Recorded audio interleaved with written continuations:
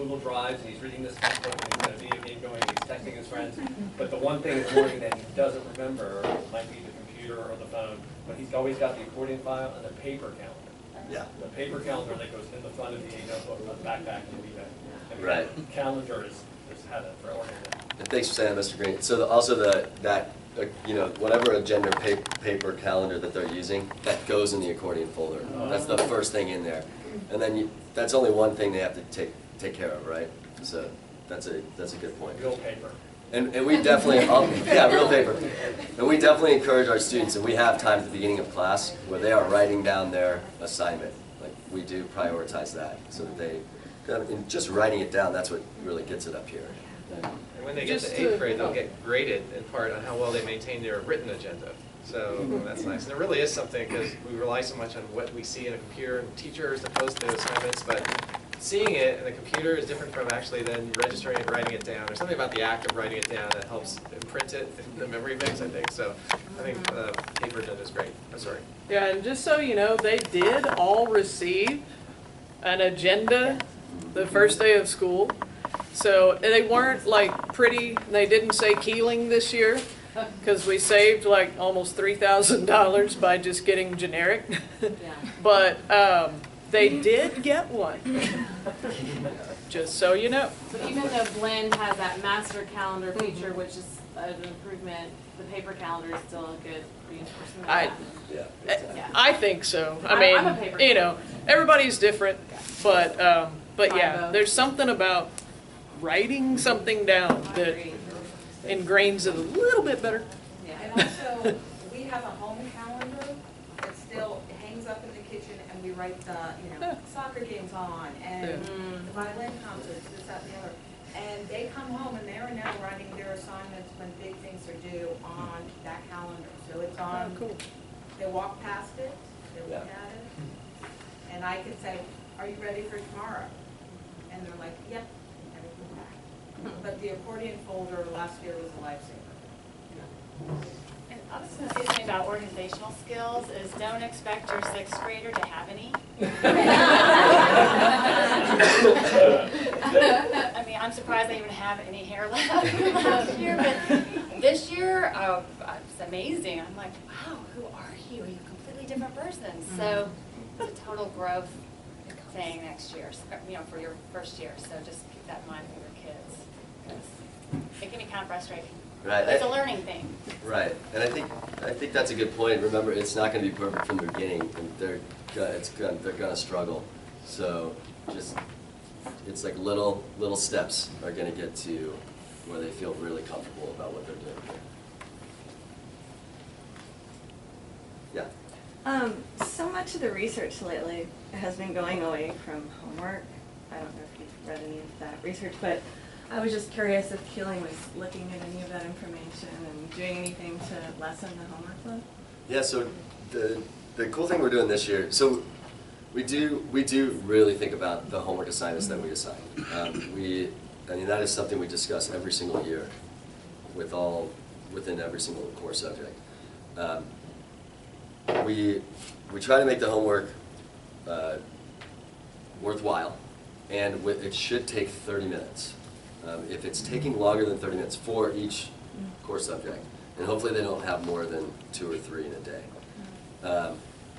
If it's taking longer than that, then that's a great red flag. If your student is taking 4 hours to do their homework, that is a great time to either have this, talk to your child about what's going on, what are they actually doing during those 4 hours, or communicate to the teacher, we need a little extra support. And coming into office hours, a lot of times, if they're doing office hours right, they come home, they should be done for the day.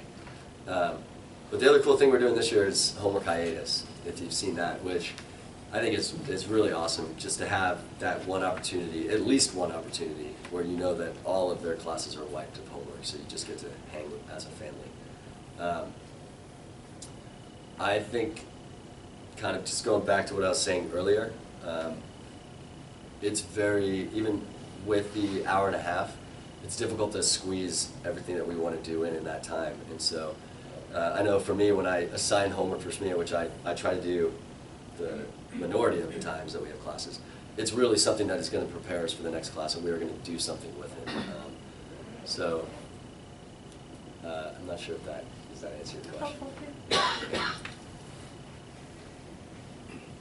feel hesitant to say this, but I know that the advisory is every day now, and I know part of the purpose is to give them a little bit of a break.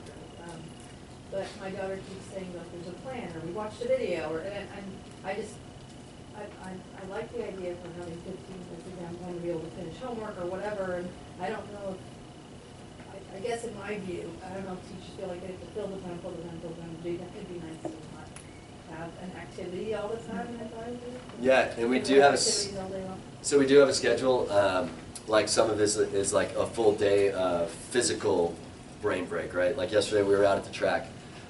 Today, we do have a advisory lesson that we need to finish, and I even told him, I was like, okay, we'll come back to this Thursday, and I definitely had a student say, oh, Mr. Natenberg, you said, isn't Thursday study hall day? And I was like, oh, okay, you're right. So, yeah, today we're going to have a study hall day. So we should have one day, your teacher, their advisory teacher, should try to set aside one day where it's kind of like, okay, this is our study day. It should be a nice, calm environment. Get done what you need to get done.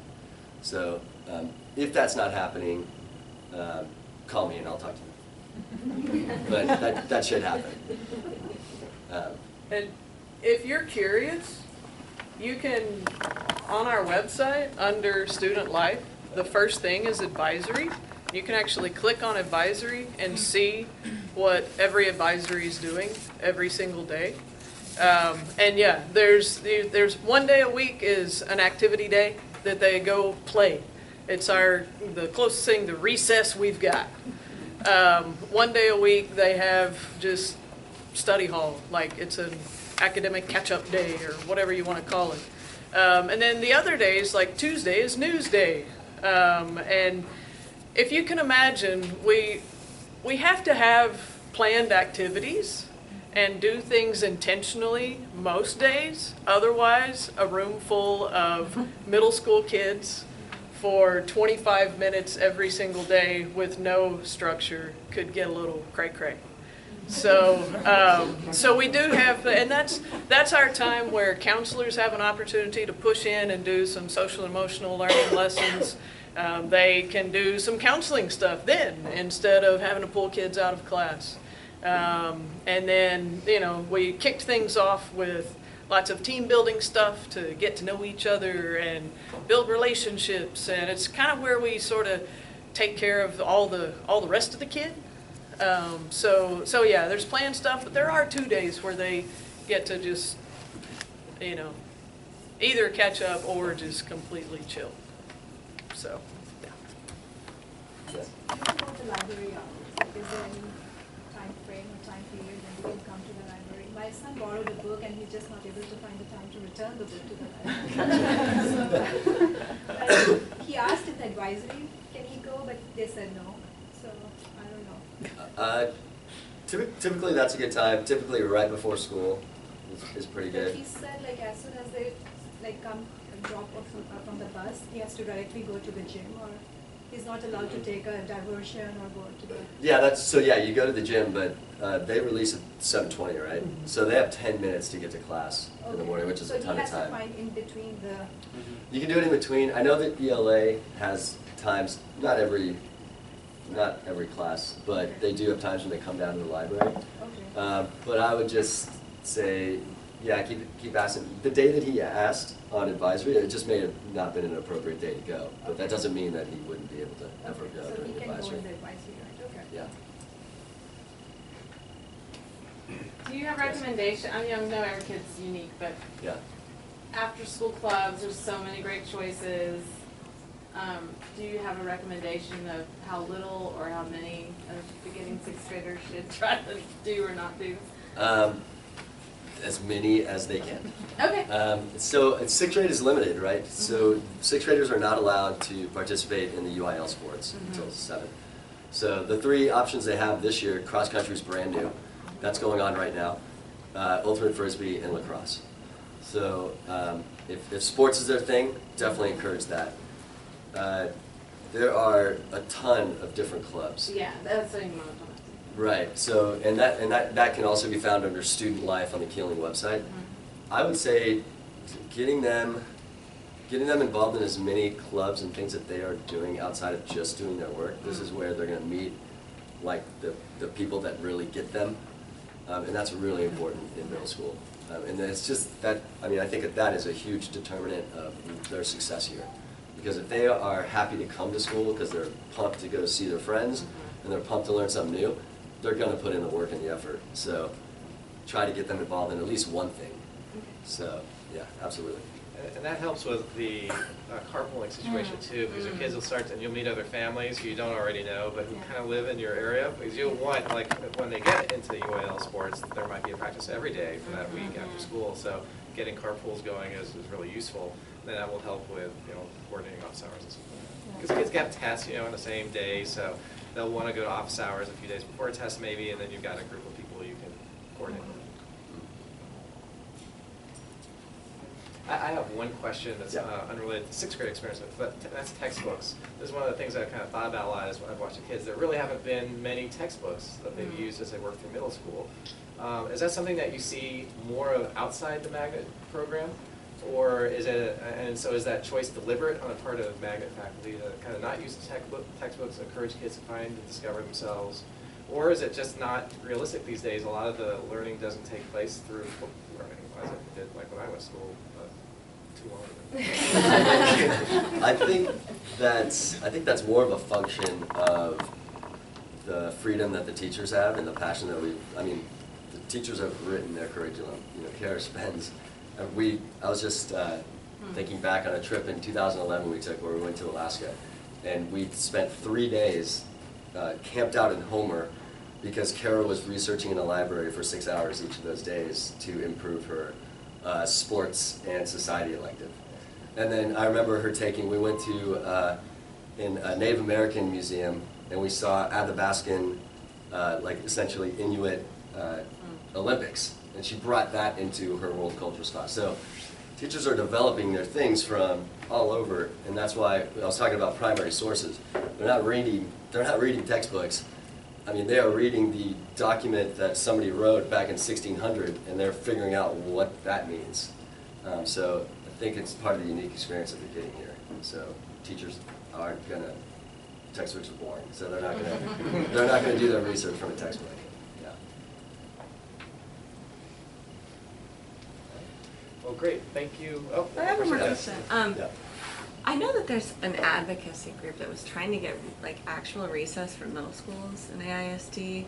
Is there any possibility of maybe having an actual recess at Kealing where they can go outside for 30 minutes? Or? Our activity day during advisory is actually our response to a very well-written email we received from a student last year. So as far as, if you can imagine, I mean, I'm the last person in the world to just say, no. I hate the word impossible, but I don't know that having recess for every kid every day is realistic. Right. So, yeah, purely the logistics of it and the supervision of it, and we've got 1,200 and about 25 kids now. So that's, yeah, I saw your face. It's a little different from an elementary school of 600 kids. They're bigger too, so they are also maybe even more mischievous now than they were in elementary school. So yeah, I don't know that it's realistic. I do think the new advisory schedule and the flexibility that we have to go outside and we have it planned to just Sounds great. like recess. Yeah. I think it's going to bring the stress down. It's going to make us just more of a whole campus. So I think that's been a good move. Because I agree, it's impossible to do recess every day. But they also have PE, so that's what I mean. Frankly, we love PE for that reason. It's even though it's every other day. But you get it both semesters in 6th grade, which is nice. So your kid will always have an opportunity, at least every other day, to have exercise, which is nice. It's not as good as recess perhaps in their mind, but it's pretty vigorous, you know, and particularly as they move up in the 7th, 8th grade, they can take athletics, and then it's sort of organized PE, and it's a lot of fun. So there is an opportunity to at least get the physical dimension in some of the days. Great. Well, thank you very much. Yeah.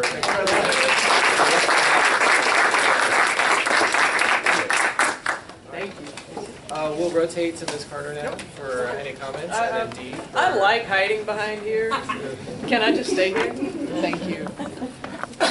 That's cool. Then you can only see me from here up, like the newscaster, right? Don't worry, I don't have like shorts on or anything. Although I did do, okay, this is, see? I should never start.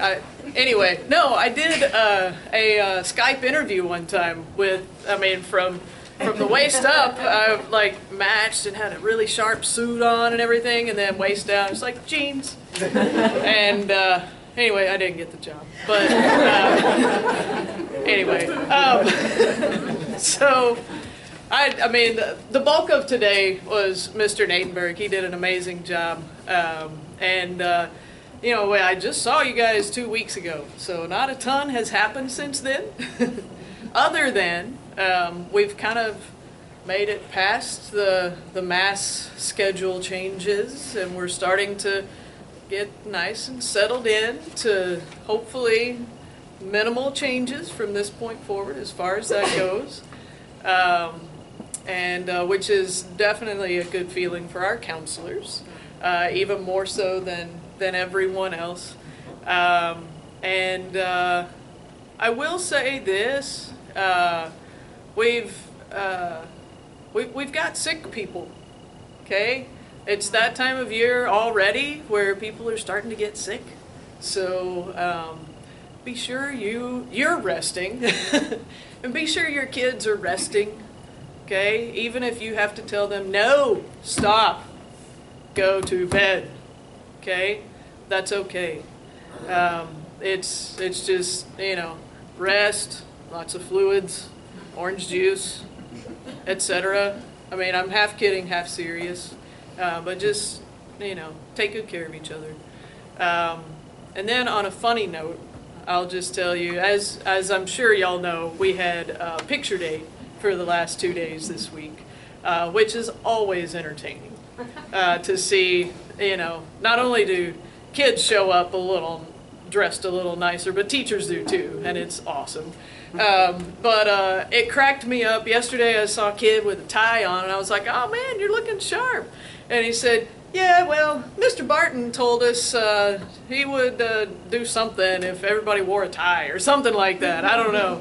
But it was pretty cute, because then I started paying attention, and I'd see kids with ties on throughout the day. I was like, do you have Mr. Barton? Yep. Okay.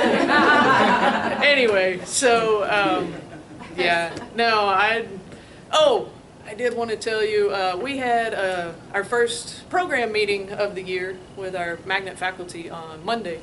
Well, other than the one before school started, but and we had a terrific conversation about cross-curricular lessons. I intentionally and strategically put them in groups, and then gave them the challenge of, in 10 minutes, come up with a solid idea. Partially I called it demystifying cross-curricular planning. I was kind of proud of that. It sounded fancy, but really and truly, I wanted everybody to see that, yeah, there's a lot more that goes into it than coming up with an idea, yes, but it's not that hard. So, and oh my gosh, the things they came up with and the conversations that took place were absolutely phenomenal. I was pretty blown away. So that's only the start, but a really good start to working on moving that direction. So anyway, not all the time, don't worry. No. Sometimes when you say stuff like that, people get freaked out that there's going to be some massive change. That's not what I'm talking about. We're just making things better. So anyway, there you go. A question for you and Dee both. This year, I think I saw that they're offering flu shots at school. I'm not sure whether they did that in years past. At least I don't remember. They did? Last year. Really, really well advertised. That's right. How many kids like participate in that? Because our kids were like, if it hurts, I don't want to show that I'm crying in front of other kids. Like, don't worry, I already had it, believe it or not. They will cry less. Yeah, exactly. Yeah. One last trip to the pediatrician's office sounds pretty good. So, what's the program like? Do they have to do anything to? Well, the consent form for the flu shot went home first day packet, Yeah. and that was returned. I don't know how many of those have been returned this year, but generally we have a pretty good percentage. I'm not going to say it's 50, but probably about 30% of the students, which is great. Because we know that probably another good percentage is getting it outside of the school setting.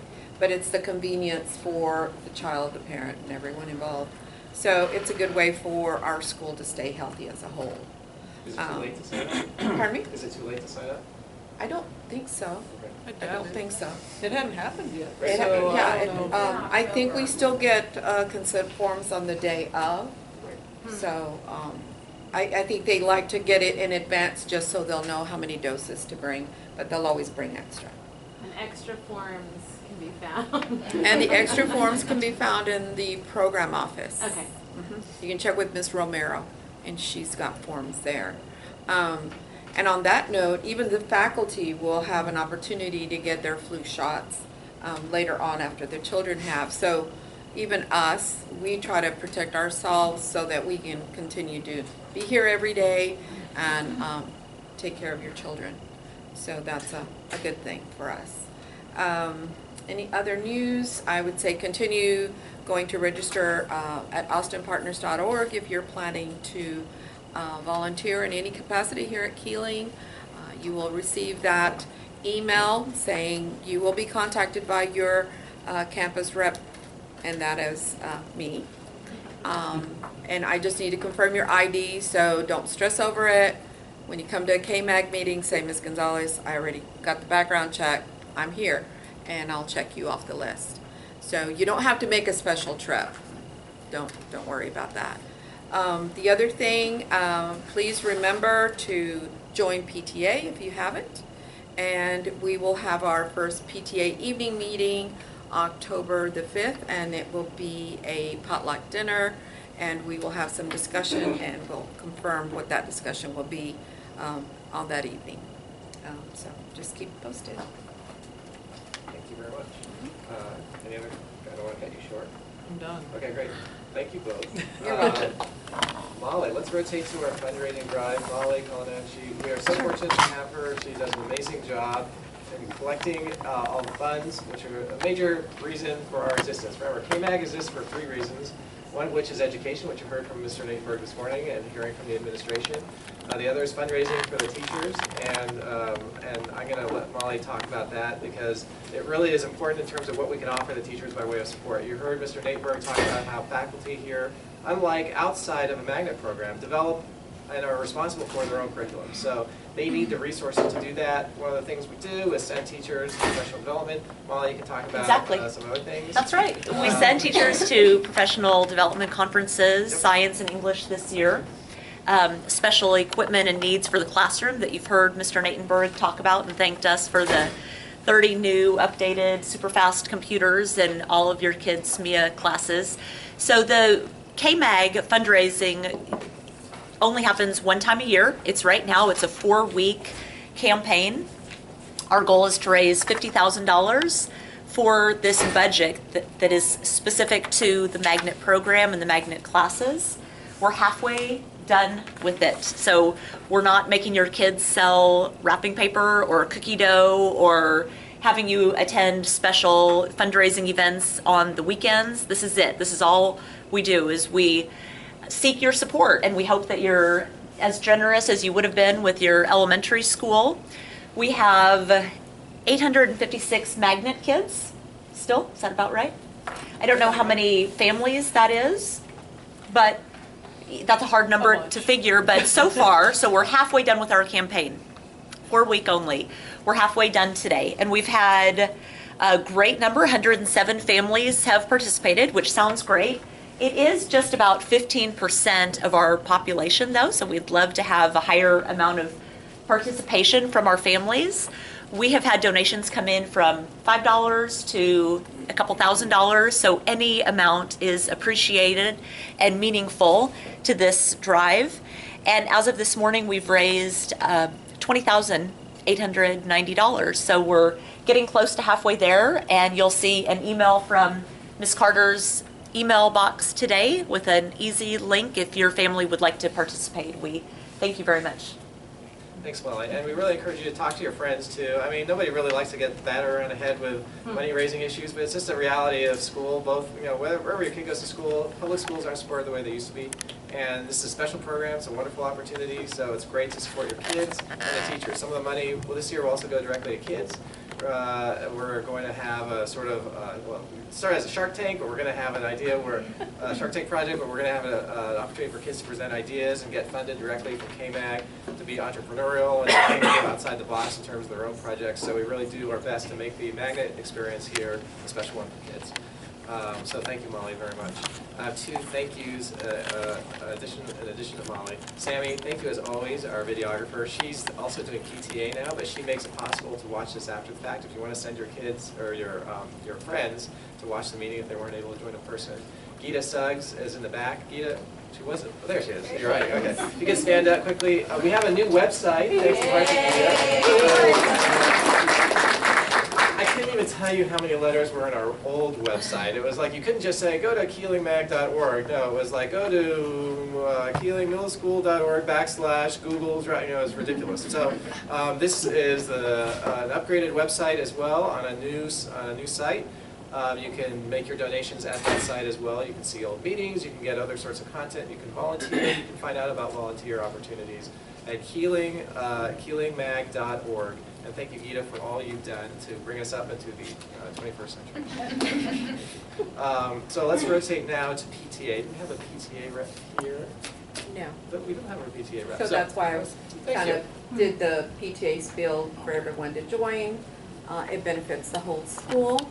And again, we'll have our first evening PTA meeting October the 5th from 6 to 8, I believe. But we will send out more information on that and the discussion for the evening. So. Yeah, thank you. Mary Elise reminds me, there is no additional funding for the magnet program as well. It's another reason to fund. Because a lot of people, Ms. Carter, sometimes you get a chance to talk about magnet funding. It is complicated. In terms of all school funding is complicated. But the important takeaway for our purposes, you'd think that this program, being as special as it is, might get an additional bump, and there are some minimal dollars that come through, but nothing really material. So we really need the KMag fundraising to bring that educational quality that we expect when we come into the program in the first place. Thank you. And I can take your donations. I have a credit card swiping if you want to make one. You can do it right now. You can do it right now. Okay, that's awesome. And Rachel, she's quick. So It's fast. Very fast. It's like it takes just a second. Volunteer opportunities. I want to put in a special plug for shadowing. So in years past, we've had two ladies, and Gina is continuing to do it, who have organized the entire shadow program. All your kids participate in it probably. And it's an amazing act of coordination, both in terms of the administration and the teachers, but also being in the library, being present for kids, matching 6th grade, 7th grade students with incoming interested students. An enormous amount of work, but made a lot easier thanks to Gina Vance. Gina couldn't be here today, but she asked me to let you know that because it's her last year, we'll need people to start taking over that program. They begin their work in now. Yeah. So they're gonna be We doing met it yesterday. Yeah, so it is a significant amount of understanding, but frankly, once you're in that job, because of the work that Gina has done with the administration, it's largely going to be on autopilot. There's still a lot of physical work in terms of making those connections. We'll need people to be in the library for those weeks when the students are coming in, making sure students are safe when they exit the school. So please, if you have any interest in getting involved at all, please consider the Shadow Program. You can go to the kealingmag.org website and email us directly there if you're interested. And then I think, do we have any other announcements? Louisa, Rachel, anything? Rahid, Mary Elise? Great. So, yes. Isa. Yes, we're gonna. Yes. Yeah, we're doing it right now. That is our final matter. So, on your desk, you will see copies of minutes from our last meeting last year. Oh, sorry, in the front. So please, we take a moment just to review those quickly. If you're interested, you can come to the front and take a look. But we need to approve those minutes for our books, since we're a separate 501c3 organization.